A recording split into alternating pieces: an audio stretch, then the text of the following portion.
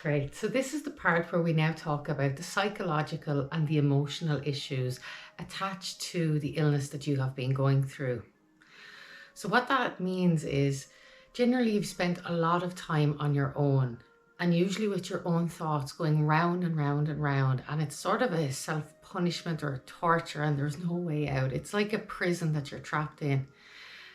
And the thing is that nobody really gets where you're coming from unless they've been there themselves. And so often the family really just don't know, or the people around you, your husband, your wife, your brothers, your sisters, they're also at a loss. And you may also take that on board with your illness too. From my own experience, I know that I spent 8 years with chronic fatigue and 3 whole months that I barely got out of bed at all. And it went on for such a long period of time. I didn't feel that I was understood in any way, shape or form. I wasn't getting any information that was even remotely helpful. I was told I was just depressed. My family didn't know what to do, but they kind of just gave up, and it's like, will you just get on with it? Will you just get over it already? And I was not able to pull myself out of it. If I could, I would have, but I was going downhill and there was no other direction. And there was also just nowhere to get help. A huge part of my struggle was at that time, I was very convinced that the medical system was there to help somebody that was sick. And that was the path which I took, which I did. I went to see the doctor again and again and again. And they referred me to different consultants and different professors and to surgeons in different places. And I was really shocked at how little information they had, the testing procedures and the facilities which they have in hospitals to test for stomach issues. They basically have none. They have x-rays and MRIs. And this opened up my eyes very much to the medical world. And that too also needs some help, because it's a huge disappointment when a massive institution isn't actually able to help you. And these are the one and only go-to we've been given. So this made finding answers very difficult, because the people whom I wish to speak to about it would say, well, if your doctor doesn't know, then how would you know? Or how would anyone else know? Should the doctor know that? But the doctor didn't really know anything. They just told me it was basically in my head.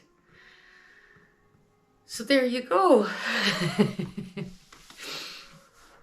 The doctors had no answers for me, and they were doing blood tests and they were putting scopes down and they were telling me they couldn't find anything. It was just inflamed and they didn't know why. They couldn't explain anything and they had no interest whatsoever. I did think that eventually they would take interest in somebody if it wasn't run of the mill.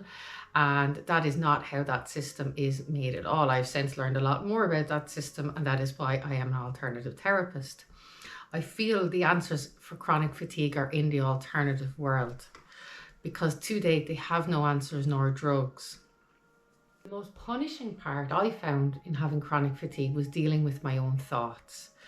To be lying down for 18 hours a day or more, with the same thoughts usually going round and round and round. And it was like I was ploughing through my own life, going back through everything that I felt I did wrong, or how I failed someone, or if I lied or cheated or hurt someone. And I was looking for answers of how I made this happen to myself. How did I create this? Part of that was because I was reading about manifestation and how we can create. So I felt that I was responsible for creating this problem in my own body. And I was going back through everything like over and over and over, and punishing and torturing myself. And at that time, my self-worth was very low. So I was blaming myself, regardless of if it was my fault or not, and just loading on the issues psychologically with myself.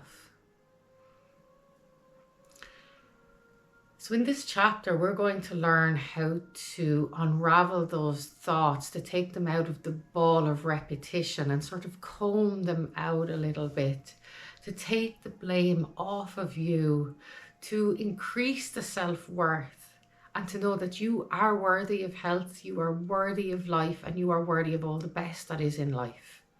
We're going to take those steps to making that happen.